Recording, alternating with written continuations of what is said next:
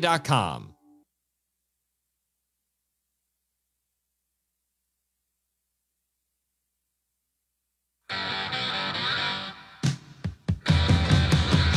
This is The Great Outdoors with Jason White, exploring the great outdoors in Pennsylvania and beyond.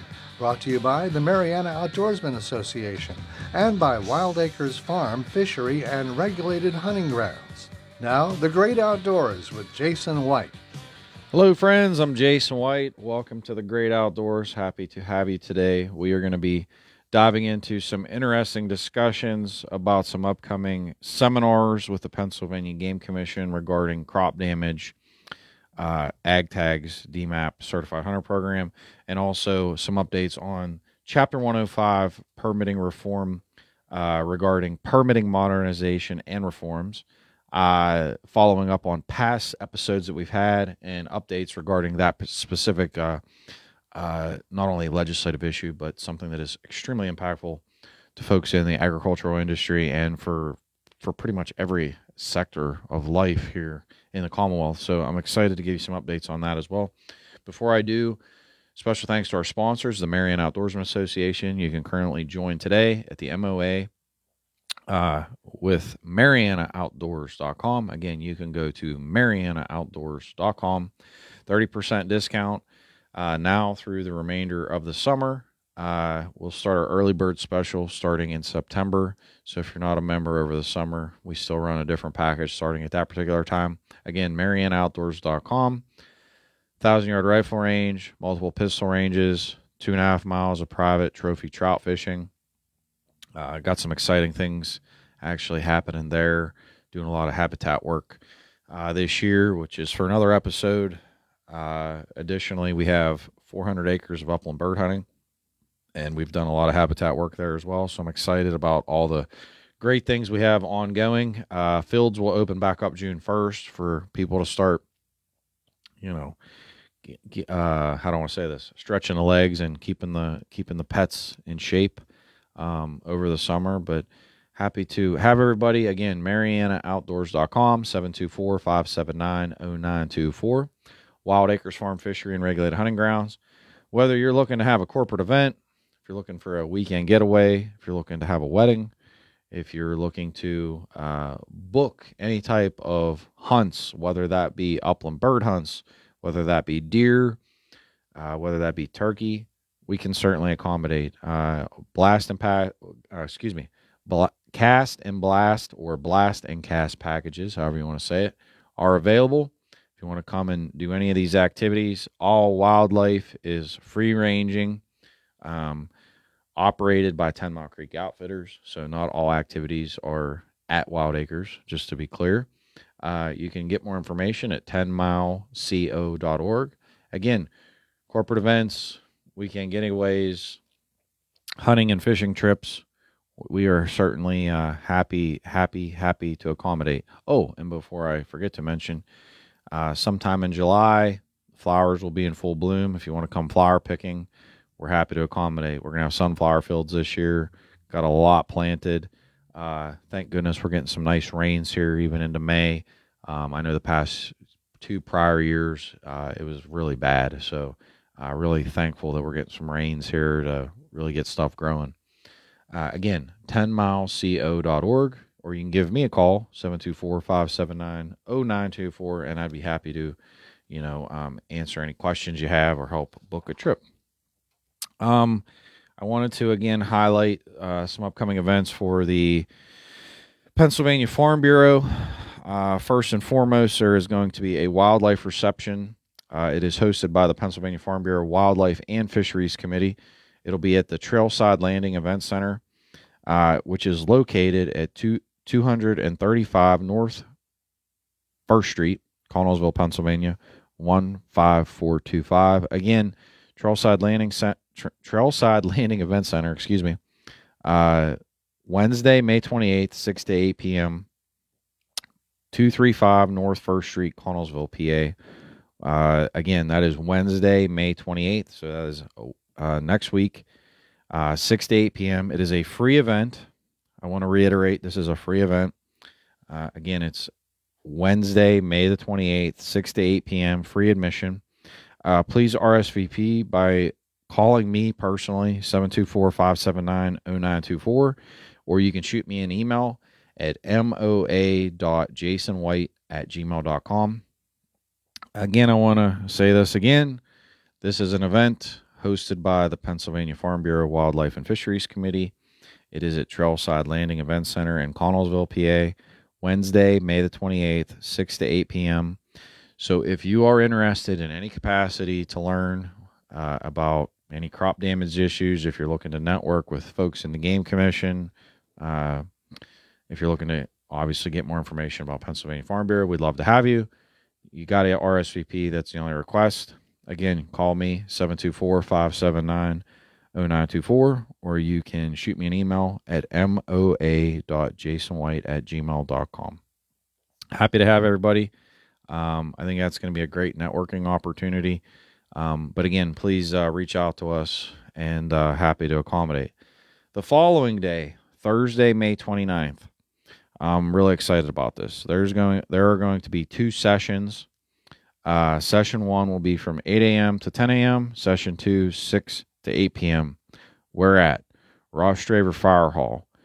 What is the topics of discussion? It's going to be crop damage updates, which will be presented by the Pennsylvania Game Commission. Those crop damage program updates will hit on the brand new Certified Hunter program, ag tag updates, and also DMAP updates. Why is this all important? This is critically important because obviously wildlife management, crop damage is devastating to our economy and hurting people's livelihoods. So we wanted to make sure to help facilitate an opportunity where people could hear about these opportunities if you're not in the programs.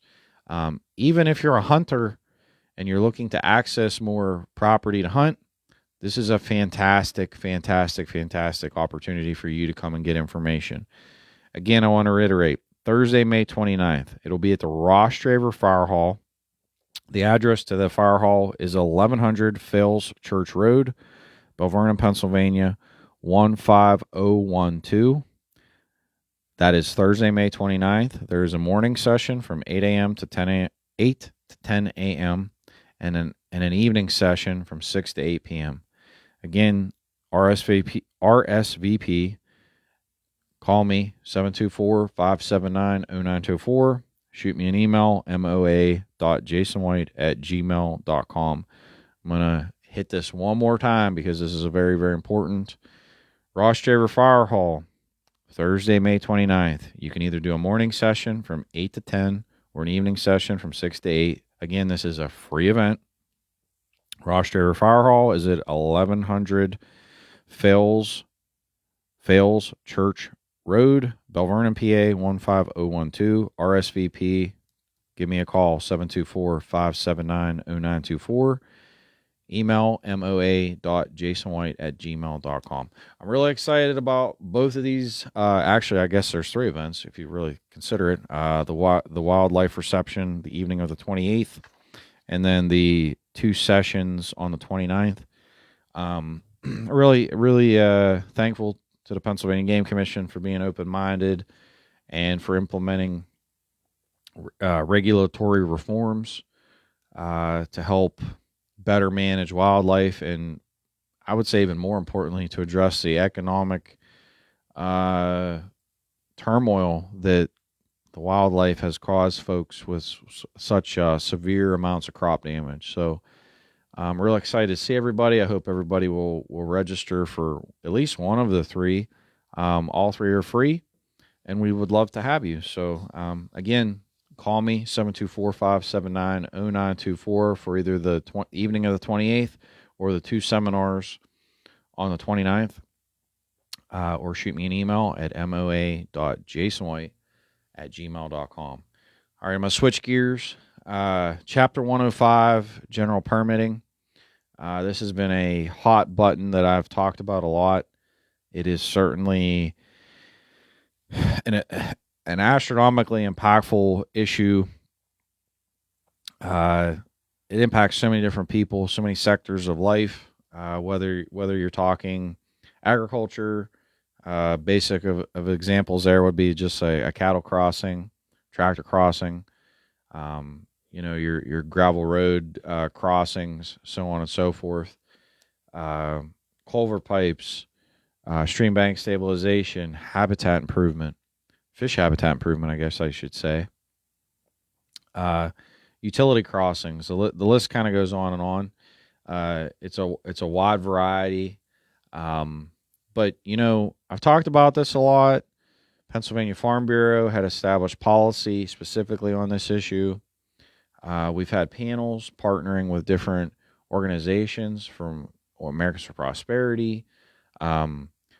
Pennsylvania, obviously, Farm Bureau has been a huge advocate on this issue. And there's a lot of other conservation groups because, these permits can impact access to not only private property, but also clearly hunting and fishing property. So if permitting is preventing you from accessing that, clearly that's a major problem.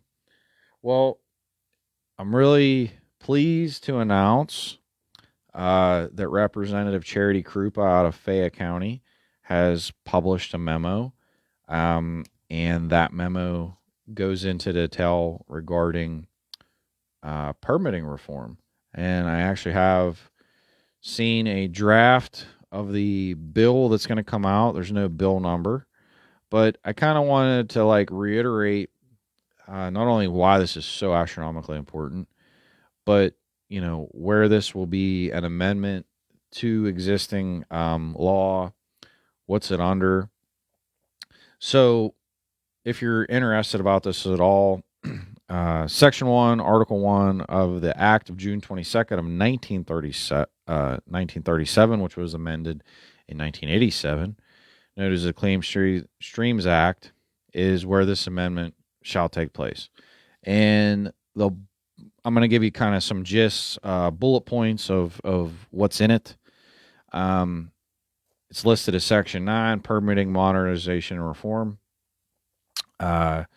Basically, what it's without me reading verbatim here, it's going to talk about the PNDI, which is the Pennsylvania National Diversity Inventory, project descriptions, geotagging photos, site maps, your GIS mapping, all being available in a one-stop shop.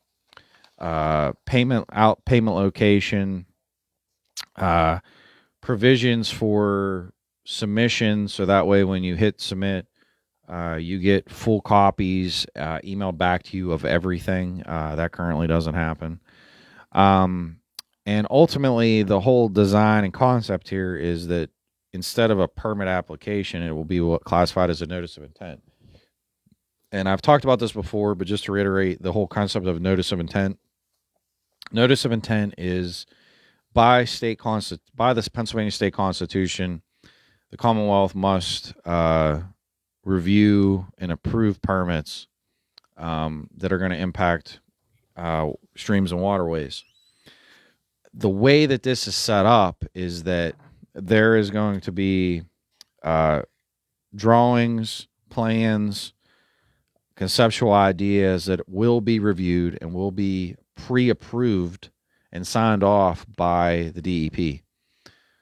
The reason that is so important is that entire package doesn't exist today. Number one. Number two, the permits that do exist, you might only have one option, and that's what they classify as their pre-approved drawing or whatnot. So this whole idea is to not only create a one-stop shop, it is to give you numerous options. The idea is at least 5 different designs. So, for example, cattle crossing, the idea is that the DEP would have to provide at least 5 different options for that particular concept and idea. It does not take away from the fact that you could still do other options, but if it's not one of the at least minimum of 5 pre-approved options, then it would just divert to a normal permit review. But nonetheless, having a one-stop shop where everything uploads alone is going to save a lot of time, money, and effort, because right now there's so many layers of bureaucracy.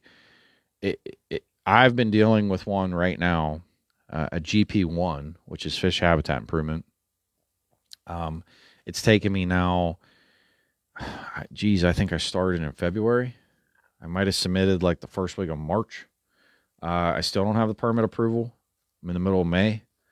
That's the problem. Like, these permits are so basic, but yet there's so many layers of bureaucracy, and you have people involved that have no clue what they're doing or what they're looking at. And it's not an insult to anybody's intelligence or integrity. It's just simply that's how it is right now. And if it's not fixed and resolved, well, then it's never going to get any better. So, again, I want to certainly highlight that Rep Charity Krupa is doing something here that I've never seen done. I will certainly keep everybody posted. Her memo alone, I thought, was a giant positive stake in the ground, putting a marker out there as to where we are with permitting, where we are lackluster, and to see some legislation coming down the barrel that is so pinpoint, precise, methodical, well thought out, I think is a testament to her. And I'm really excited to see kind of where things go here. But I'm going to dive into some of the other things. I know I mentioned about the standard drawings, compiling standard engineer drawings. So the whole concept here is that the private sector is going to be hopefully engaged and involved in this process, ensuring that everything is explicit. No gray areas. Got to get rid of the gray areas. So there's wording about that. Actually, to help establish this, we actually added some stuff here where hopefully there will be an advisory group that would be to the DEP to help compile this information through the private sector. The DEP is responsible to publish before and after photos. So that way, when you're going to go do an application and you're deciding what you want to do, basically, the DEP will be responsible to have an example of here's a before and here's an after, not only of a engineer drawing, but the same for an actual picture. So here is where this application was actually done. Right now, if you go and look at the Fish Commission's drawings and you look at their handbook, I can assure you they do not match up. So if you're going to go look at their handbook, it's very hard from a legal perspective to follow what they give you as drawings and then look at their pictures. They're not the same. It creates legal problems for folks that want to follow their methodologies or their permits because they don't have anything to back it up that's been, I would say, finalized construction that they can give that literally matches their drawing. So, I've talked about this a lot in the past. The gray area, we'll call it, the limbo zone that we live in with how people interpret things, it's certainly a great problem. It highlights in here that if a project does not conform to any of these standard drawings, that it would just kick into a normal individualized review. Again, by this system existing and by it being consolidated, the way it is right now, you basically do your PNDI application as its own separate, distinct thing. And then you have to jump through all the hoops of all the other, I guess I'll just say, processes. That'll all get cut out. It'll all be consolidated. So even your payment, your payment methods, right now you have to take, like I'm in Washington County is where I do my permits. I have to take 2 separate checks, multiple copies of applications. That's all going to go away, which is very, very exciting. Like that alone, those little hurdles take time. Time to have to, whether you're mailing it, whether you're hand delivering it.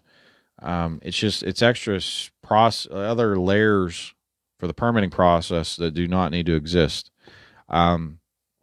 Once, and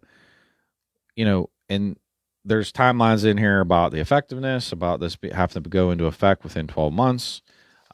There's breakdowns here also about, let's see, there are breakdowns on definitions. The one thing I think that'll be a big question that I don't think is 100% finalized yet will be discussions regarding uniform enforcement on the back end. And I know I've talked about this in past episodes as well. Uniform enforcement on the back end and how staff will be trained for enforcement. I think that is, to me, those are major concerns. Those are kind of red herrings or red flags that kind of pop up in my mind. I think this legislation certainly will help us to get a streamlined, uniform process on the front end, and to the point that you go get your permit, do the construction. The question that I have still to this day is where are we going to be at on the back end? And that's a concerning fact, and it's a concerning reality, because I always kind of give these analogies or comparisons to the coal industry, because that's where I came from. There's a lot of mining law that spells out exactly how the department is how it's referenced, how the DEP or the department has to handle hiring of staff, the amount of practical experience that they have to have, education, etc. That necessarily isn't the case when you look at how these permits are inspected. I think that that's something that's going to have to be discussed and considered as we kind of move forward.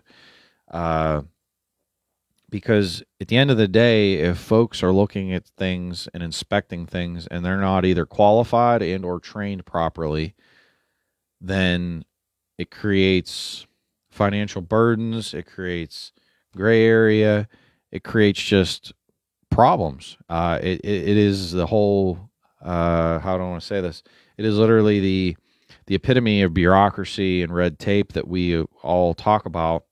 But yeah, that is something that I haven't really put my finger on in totality as far as what that's going to look like on the back end. But I do know for a fact that Representative Krupa's legislation here looks like, from start to finish of a permit application, payment, even the way that you're going to get an email with a full copy of your entire permit application and approvals, that is amazing. None of that exists today. When we talk about modernization, that is absolutely it to a T. That is streamlining it. I'm very, very excited. I'm hoping that once she gets a finalized draft with a bill number, that I can have her on to talk about this, talk about her experiences, and certainly as she progresses through the legislative process, I will keep everybody, up to speed and involved, because to me, if you do not fix general permits in the state of Pennsylvania, and this is not modernized, and we do not get where we need to be, we will never move forward as a society when it comes to development, construction. I'm even going to say environmental improvements. We are so archaic at this juncture with unqualified people that are not on the same page. The fact that region to region things are handled differently, to me, that's just an indictment to the process. The fact that basically it's, oh, well, this is just how it is. Like, there's no care. Like, I'm doing a general permit right now for fish habitat structures, and it's been the most convoluted process, doing just some boulder placement. I've heard so many things, even from the Pennsylvania Fish Commission. Guy hired right out of college. Oh, I just started this job, and literally, I'm like, well, hey, this drawing that you guys have, it's completely unfunctional, and it's unrational, and that'll never work. And I was like, it's not signed off by a professional engineer. we would like to use a different drawing. And, go ahead and have a professional engineer put the drawing together, send it all in. And it's like, hey, well, Fish Commission says, well, we're not going to accept that. It's like, well, what do you mean you're not going to accept it? And, well, that's just how it is. You're either going to use our drawing or you're not going to get a permit. And it's like, well, wait a minute here. That's not how this works. That's not how the law is written. That's not how any of this is. But in the state of Pennsylvania, that is these are the, how do I want to say it? The methodologies that we are beholden to. And I'm excited to share what the outcome of this story will be in the end, because I'm certainly doing my efforts to fulfill my efforts to make sure that folks follow and uphold the laws, do not discriminate, are fair and transparent with everyone. Because at the end of the day, folks, if the DEP, Pennsylvania Fish Commission, and other agencies are allowed to treat people differently, that is the epitome of discrimination. And it's completely unacceptable in our society. It has zero place in permitting. It shouldn't even be. It boggles my mind that it's in this year, today's modern society, that I even have to talk about this. But these are things that are happening today in our society. This is your government that says, oh, we want environmental improvements and we want stewardship, and yet they're bludgeoning businesses left and right, and yet there are people out there trying to do environmental improvements, and this is how you get treated. So, we have a problem. We have an institutional problem. We have a knowledge problem within these agencies. Do not get me wrong whatsoever. I think there are a lot of wonderful people. I think there are a lot of really good and kind people. I think there's a lot of people with good and sincere intentions. But the institutional way of thinking, to where do the same thing, and expect a different result, is why we're having this insane conversation. It's troubling to me, the fact that they even know it, they acknowledge it, and yet it continues to happen. So Representative Krupa's legislation it's bigger than just permitting. It's standing for, I would say, it is standing for your individual rights, liberties, freedoms, constitutional rights. To me, it's like I don't even have all of the words to describe how important it is as a citizen of Pennsylvania in legislation like this that is so good for everyone. When this goes to be voted on, there should be absolutely no politician that should say no. Like, this is good for every person. This is fairness. This is equality. This is transparency. Everything's getting reviewed. All the payments are being processed. Modernization of everything. Data collection. All environmental standards are being upheld. It is a good thing, and we are totally removing any and all discrimination that currently does exist. And I want to stress the fact it does exist. And like I said before, the saddest part is people know that it does exist. It's kind of mind-boggling to me that something hasn't been done about that by now. But this legislation is something that is making the difference. So again, tip of the cap to Representative Krupa. She is certainly I would say a great representative and a good person. More importantly, a good person, and means well. And this legislation here stands up for I would say, your constitutional rights as a citizen of Pennsylvania. Stands up for your rights and removes discriminatory practices, predatory practices, And, I thank her for that, because that should matter to everybody. For us to speed up permitting means cutting costs, which means we're tackling also inflation. So, from this positive act of hers, there are so many positives that are going to come of it. I would hope that we're going to see more environmental stewardship. We're going to see more folks wanting to do projects at their farms. We're going to want to see hunting and fishing clubs taking on some projects. I just see a lot of good, a lot of good. And again, I want to thank her for that, because, I've met so many different politicians over the years, and I've met a lot of great people. I've met a lot of wonderful politicians that are doing all different things, doing their different things, doing positive things.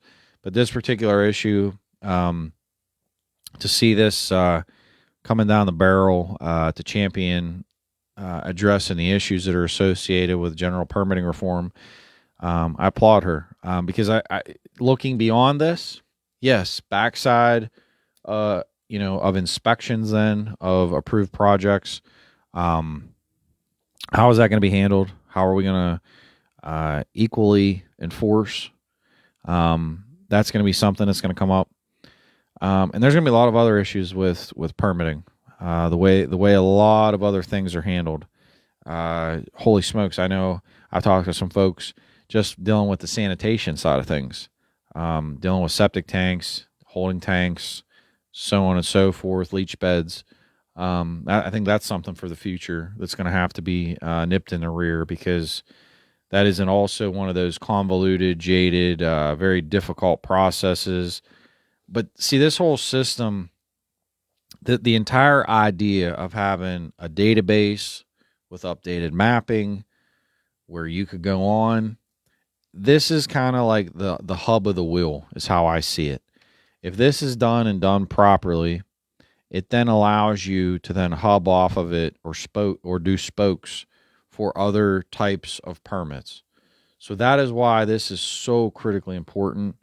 This sets the foundation for the future for other types of permitting reforms that we desperately need. And like I just said, I know I've dealt with them myself, but the amount of people I've heard over the years, just from a development perspective, dealing with sewage, sanitation type stuff, that is lackluster at best. It needs major overhauls. But again, that's a DEP, Department of Environmental Protection reform. Again, having this modernized electronic application system is absolutely the way to go. I will keep everybody posted. I will keep everybody up to speed on what's going on. But again, Chapter 105 permitting reform looks to be on the horizon.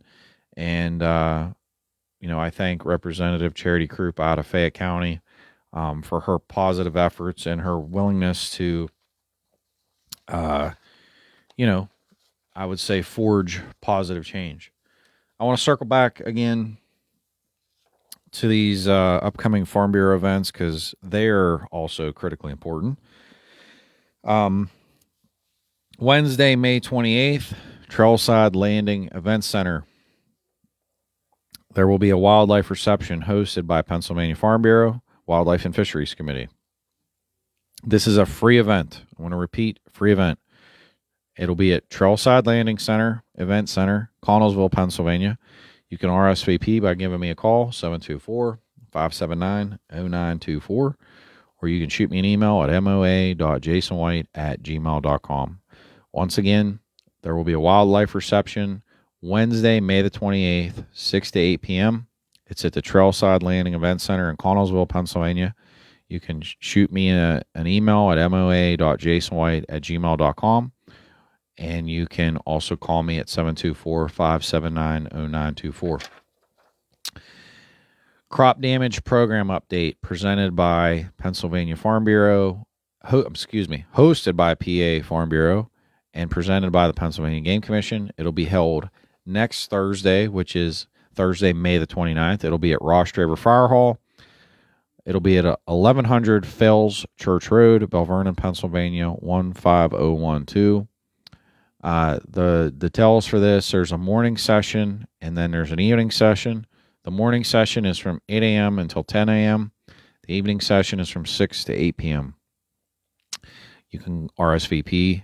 Give me a call at 724-579-0924 or shoot me an email at moa.jasonwhite@gmail.com. Once again, I want to hit on the fact of crop damage program updates hosted by the Pennsylvania Farm Bureau, and it'll actually be presented by the Pennsylvania Game Commission. We're going to be highlighting the brand new Certified Hunter Program, Ag Tag reforms, DMAP reforms. These are regulations that were adopted by the Board of Commissioners of the Pennsylvania Game Commission and are being implemented immediately. It's very critical that if you're a farmer or a hunter, if you're interested in learning about any of this stuff, if you're interested about learning about the programs that could help address crop damage on your farm that are now available throughout the different seasons, months, etc., and if you're a hunter that's looking to access more land, this new Certified Hunter Program is just for you. Again, these updates are going to be at the Rostraver Fire Hall Thursday, May the 29th. The morning session is from 8 to 10 a.m. The evening session is from 6 to 8 p.m. This is a free event. I want to stress it's free. You do not have to pay. Again, RSVP to me, Jason White, 724-579-0924, or shoot me an email at moa.jasonwhite@gmail.com. I want to kind of wrap up the show today by highlighting the fact, we've talked a lot over the past couple years about permitting reform, crop damage reforms. I'm excited to see where these things go. The permitting stuff, like I said, this is a giant positive step in the right direction. But even once it's achieved, there are other things that spur off of that idea that can impact other people's lives in a positive regard, open up economic opportunities.